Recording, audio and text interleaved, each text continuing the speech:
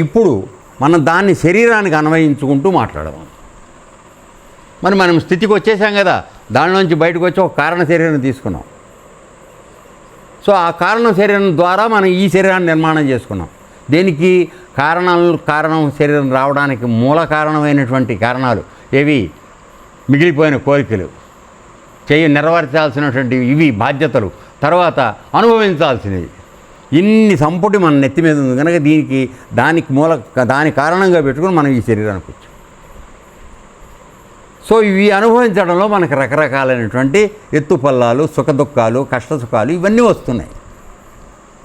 Okay, అయితే ఆ మహాకారణం అనేది ఏదైతే మనం ఇప్పుడు విస్తృతంగా మాట్లాడి ప్రపంచాన్ని అంతటికి ఆధారంగా ఉందని అంటున్నామో ఆ మూల కారణం నీ దగ్గర కూడా ఉంది.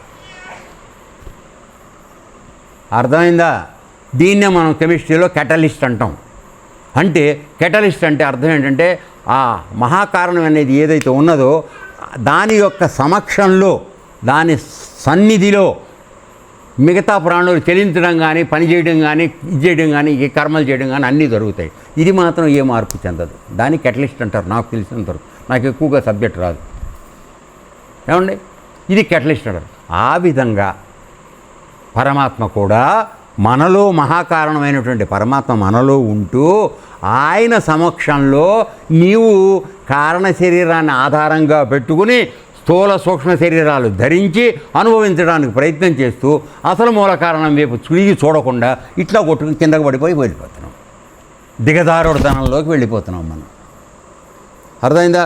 సో ఇక్కడ తెలుసుకోవాల్సిన విషయం ఏమిటంటే నీవు ఆ పరమాత్మ యొక్క అంశగా, ప్రత్యేగాత్మ యొక్క అంశగా నువ్వు వచ్చావు అనే సంగతి నువ్వు గుర్తు చేసుకోవడం నీ చేయాల్సిన కర్తవ్యం. అది నువ్వు చేయలేనంతకాలం నువ్వు జన్మచక్రంలో వెళ్ళిపోతూ ఉంటావు. సో ఇప్పుడు మనం ఈ మహాకారణం మన దగ్గర ఉందని చెప్తున్నాం కదా, అది ఉంటేనే ఇవన్నీ జరుగుతున్నాయి అన్నాం కదా. ఇంకొక ఉదాహరణ చెప్తా. సపోజ్ నేను మీ అందరికీ చెప్పే స్టాండర్డ్ ఎగ్జాంపుల్ కరెంట్. ఓకే, అది కెటలిస్టు.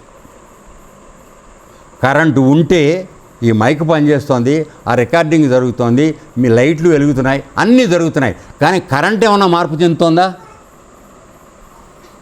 ఇప్పుడు అర్థం చేసుకోండి మహాకారణం అంటే ఏమిటో.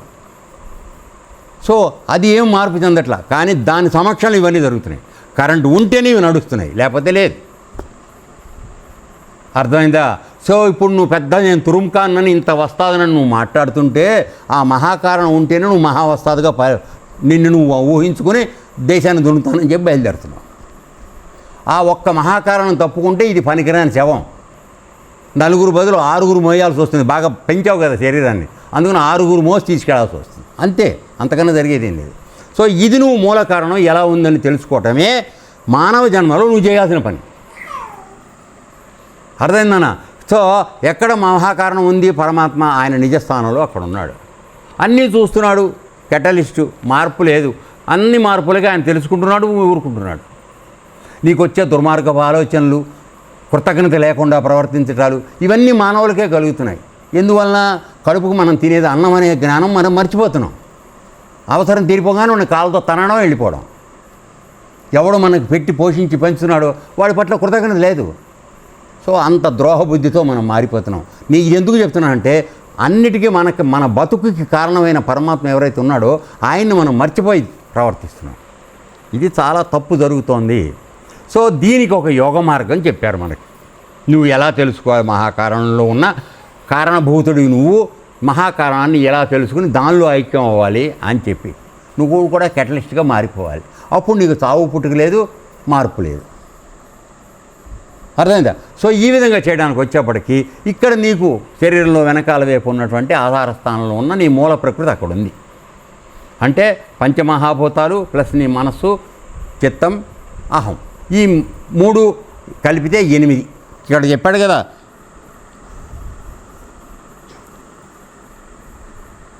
ఐదు మహాభూతాలు, త్రిగుణాలు, ఈ 3 కలిపితే 8. ఇవి మన లోపల ఉన్నాయి. మనకు బేస్ అది. మన ఫౌండేషన్ ఏమిటంటే ఇది. ఈ అష్టప్రకృతులు కలిగినట్టి అతడం ఉన్న వదినలు నలుగురమ్మ, మనకు దీంట్లో పాటలో వస్తుంది కదా గురువుగారి తత్వంలో, అట్లా అనమాట. ఈ మూలతత్వం, ఈ 8 మూల ప్రకృతితో మనందరం పుట్టాం. సో దీని నుంచి విడిపడితే కానీ ఈ 28 తత్వాలకి ఆధారంగా ఉన్నటువంటి ఒకే ఒక తత్వం ఏ మార్పు లేకుండా ఉన్నదో అది నీకు అందుతుంది. సో ఇక్కడ నీ ఆధార స్థానంలో అవి సుప్రతిష్టంగా అంటే బలంగా పీఠం వేసుకుని కూర్చుని ఉన్నాయి. అక్కడి నుంచి నీ శక్తిని కదిలించి, ఎందుకని ఆ త్రిగుణాత్మకమైనటువంటి దీంట్లోంచి వచ్చినటువంటిది ఆ చైతన్యం ఏదైతే ఉందో అది నీవు ప్రపంచంలో బతకడానికి నీకు 3 శక్తులుగా మారుతోంది. క్రియాశక్తి, ఇచ్ఛాశక్తి, జ్ఞానశక్తి. సో వీటి ఆధారంతో ఈ పనులన్నీ చేస్తున్నావు నువ్వు. సో వీటన్నిటికీ మూల కారణం అక్కడుంది. సో అక్కడికి వెళ్ళాలంటే ఈ శక్తుల్ని 3టిని కాసేపు పక్కన పెట్టి నువ్వు పైకి ప్రయాణం చేయడం మొదలుపెట్టాలి. ఎక్కడ మూల కారణం ఎక్కడుందో, మహాకారణం ఎక్కడుందో అక్కడికి వెళ్ళటానికి ప్రయత్నం చేయాలి. సో అక్కడ నీకు ఉపయోగపడేవి ఈ 3 నాడులు, వెనకాల ఉన్నటువంటి 3 నాడులు, ఈడ, పింగళ, సుషుమ్న. ఈ ఈడ, పింగళ అనేవి ఈ 2 కూడా నీ ప్రపంచంలో నీ ఉనికికి ఉపయోగపడేవి. కుడిముక్కులో శ్వాసతో కాస్త మంచి పనులు, ధైర్యంతో కూడినవి, సత్కార్యాలు చేయడానికి ఈ శక్తి బాగా ఉపయోగపడుతుంది. ఒక పట్టుదల బట్టి ఒక పని చేయాలనుకుంటే నీ కుడివైపు శక్తికి చాలా అవసరం. సూర్యచక్రం అని, సూర్యనాడి అంటాను దాన్ని. అలా కాకుండా నువ్వు సాత్వికంగా ఉంటావు, కొద్దిగా మంచి పనులు చేద్దామనే ఆలోచన ఉండొచ్చు, లేక మహాపాపకార్యాలు చేయడానికి కూడా ఉపయోగపడుతుంది ఈ సత్వగుణం సమానమైనటువంటి చంద్ర స్వరం. అయితే ఈ 2 కూడా ఈ ముక్కు దాకా వచ్చి మాత్రమే ఆగిపోతున్నాయి. అయితే పరమాత్మ ఈ రెండిటికి మధ్యలో ఉన్నటువంటి సుషుమ్న ద్వారా ఆయన మహాకారణాన్ని చేరడానికి మార్గం అక్కడ ఉంది. కాబట్టి నీవు ఒక గురువు ద్వారా, సమర్థుడైనటువంటి గురువు ద్వారా ఆ ఆధార స్థానంలో ఉన్నటువంటి మూల ప్రకృతిని దాటి అక్కడి నుంచి నీ యోగశక్తితో ప్రయాణం చేసుకుంటూ 6 చక్రాలు దాటుకుని పైకి వెళ్ళిన తర్వాత సహస్రాలలో ఉన్నటువంటి మూల కారణం, మహాకారణమైనటువంటి పరమాత్మని చేరడమే నువ్వు చేయవలసిన పని. ఇది కాకుండా నువ్వు ఎన్ని చేసినా ఏం జరుగుతుంది? నువ్వు మంచి ఏదో చెప్తున్నావు కదా, మీ ఆశ్రమం ద్వారా అన్నదానం చేస్తున్నావు అని చెప్పి చాలా గొప్పగా చెప్పుకుంటున్నావు కదా, ఏమవుతుంది? నువ్వు అది చేసినందుకు కానీ నీకు ఒక ఉత్తమ జన్మ ఇస్తారు. నెక్స్ట్ టైం నువ్వు సీఎం గారికి పిఏగానో దేనిగానో పుడతావు. అన్ని కలెక్షన్లు నీ దగ్గరికే వస్తాయి. అంటే ఊరికే ఉదాహరణ చెప్తున్నా, అర్థమైందా? ఎందుకని నీకు అవకాశం ఇస్తే ఇవ్వబడుతుంది నువ్వు చేసిన కష్టానికి. అది మళ్ళీ నువ్వు సద్వినియోగం చేస్తావు, దుర్వినియోగం చేస్తావు, నీ చిత్తం అది. అర్థమైందా? సో నీకు ఒక ఉత్తమ జన్మ ప్రాప్తి లభిస్తుంది తప్ప మహాకారణం దగ్గరికి వెళ్ళిపోయి నువ్వు లయమైపోయే అవకాశం మాత్రం రాదు. కేవలం నీవు కుండలిని ఉద్దీపింపజేసుకుని పైకి ప్రయాణం చేసి అక్కడ వెళ్ళిన తర్వాత దానిలో లయమైపోతే తప్ప ఇంతకన్నా మార్గం రాదు. అర్థమైందా? ఓకే.